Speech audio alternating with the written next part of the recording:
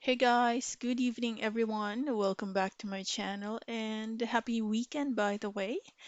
It's 1 in the morning, but good thing, thank God it's Friday. So we're up a little late and just enjoying the weekend here. But before we take our break, I think it's just right to, of course, continue what we're doing.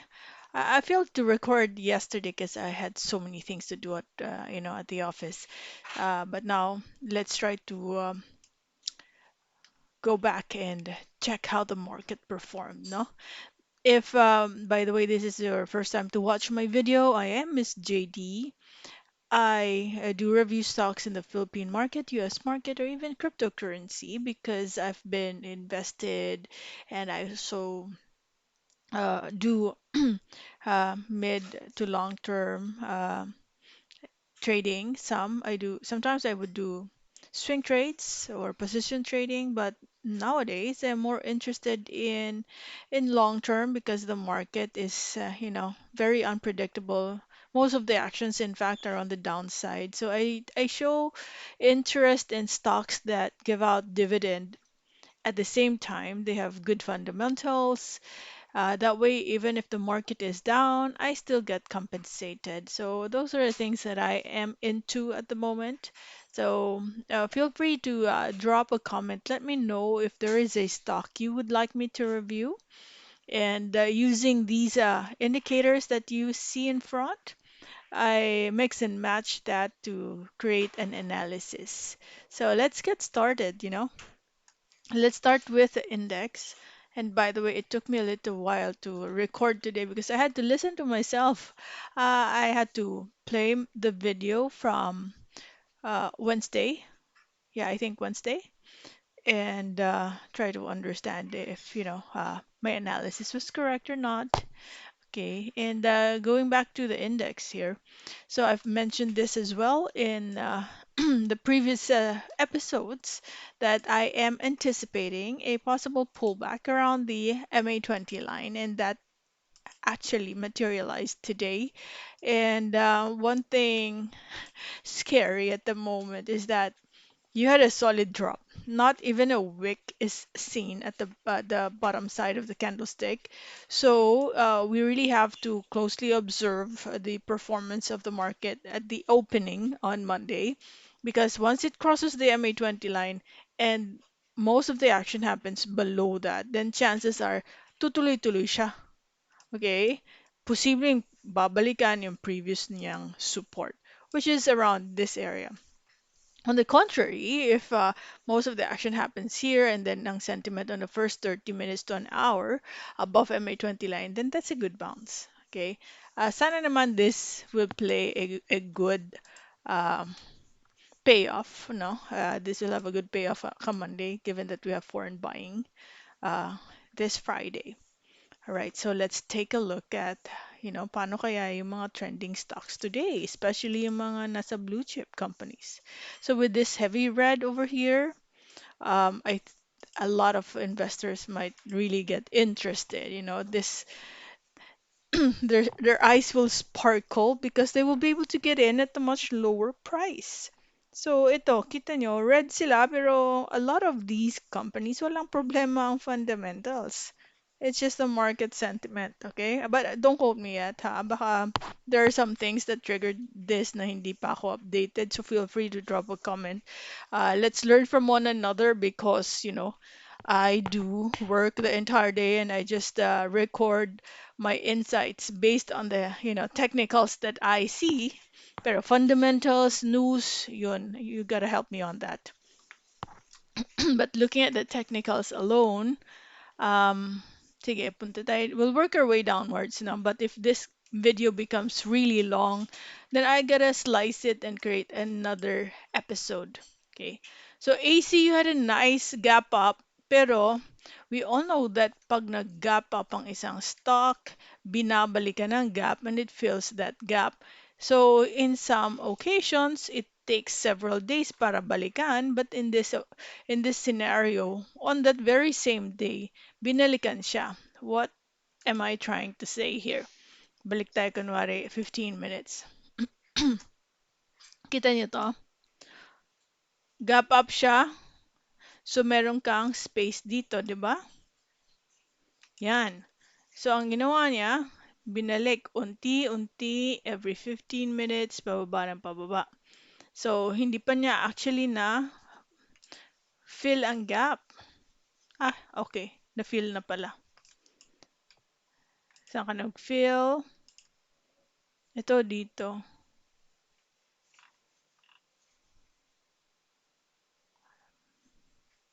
12. Ah, okay. Ito pala yun. Ito.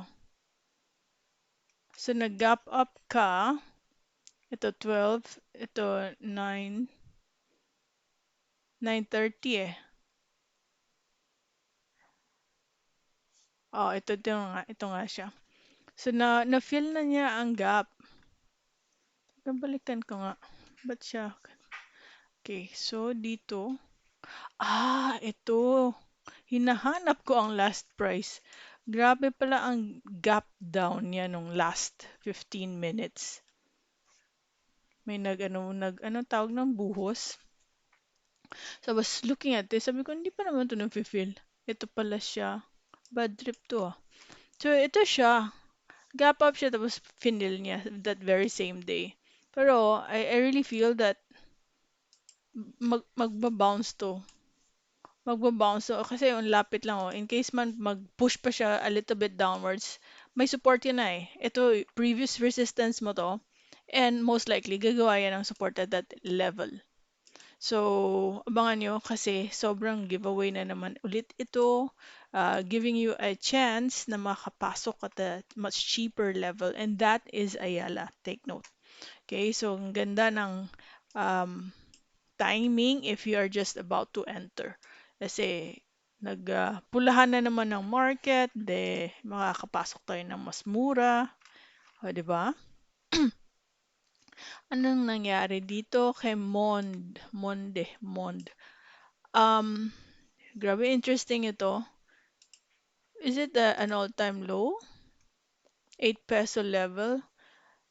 Feeling ko aakyat to, nag-gap down ka. Ang ganda ng volume, ang laki ng participation dito. Right? If you feel niya to agad. So, I don't know kung bibigyan ka chance, baka mag-gap up ulit yan sa Monday. Pero wherever it is at right now, and if you believe in the stock, um, abangan mo yan. Okay, abangan nyo siya. Hanapan nyo na lang ng entry. Pero ang sa weekly chart niya, parang all-time low kasi ito eh. Observe nyo na lang siya. Kasi, ito ang kanyang downtrend channel.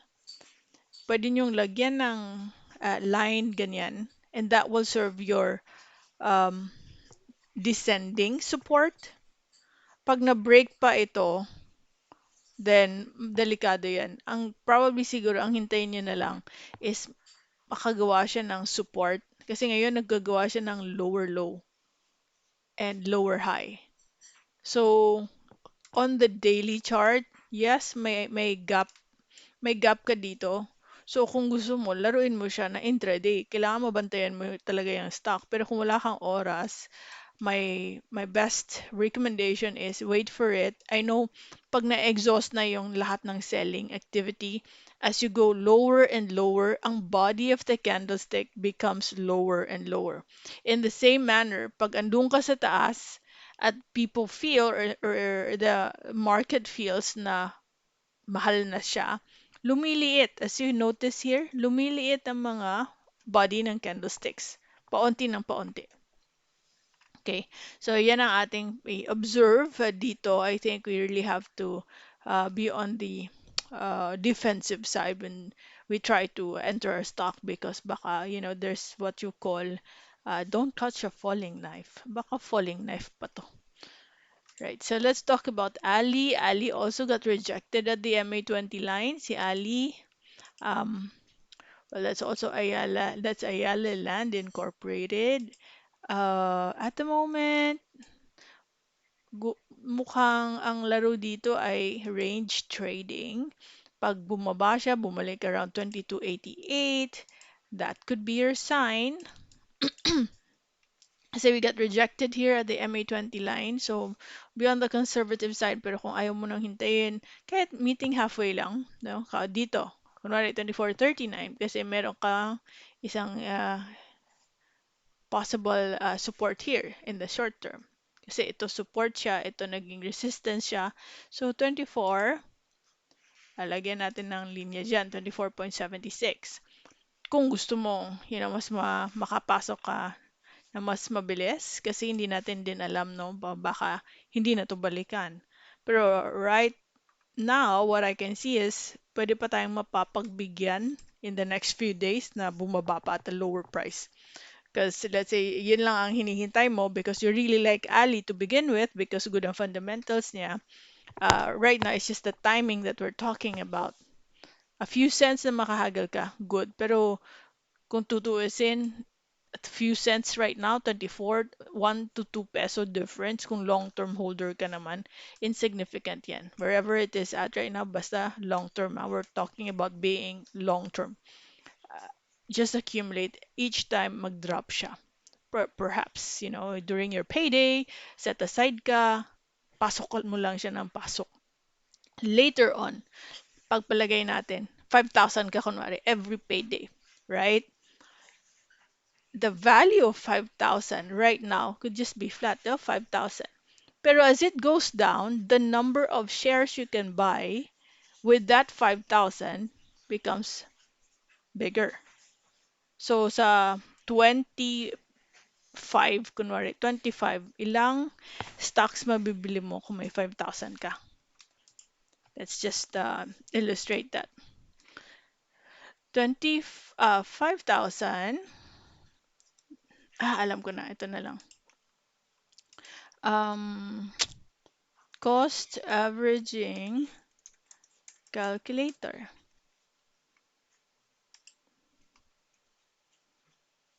Ito. Let's use this. Let's imagine peso yan, ha? It not disregard the dollar. Imagine na lang natin yung 5,000 purchase price. Ay, hindi. Hindi pala. Kasi dito, sa 1,000 mo, 1,000 shares, 25. And then, 1,000 shares ka ulit. 20 dito. Calculate, ang cost average mo ay 22.50. Pero gusto ko ang calculator. Calculator tayo. Okay, ito. So, may 5,000 ka. 5,000 divided by 25.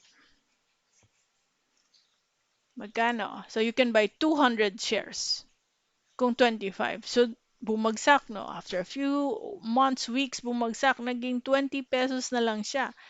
Pero, stick ka pa rin sa plan mo na 5,000. So, ngayon, sa 5,000 mo,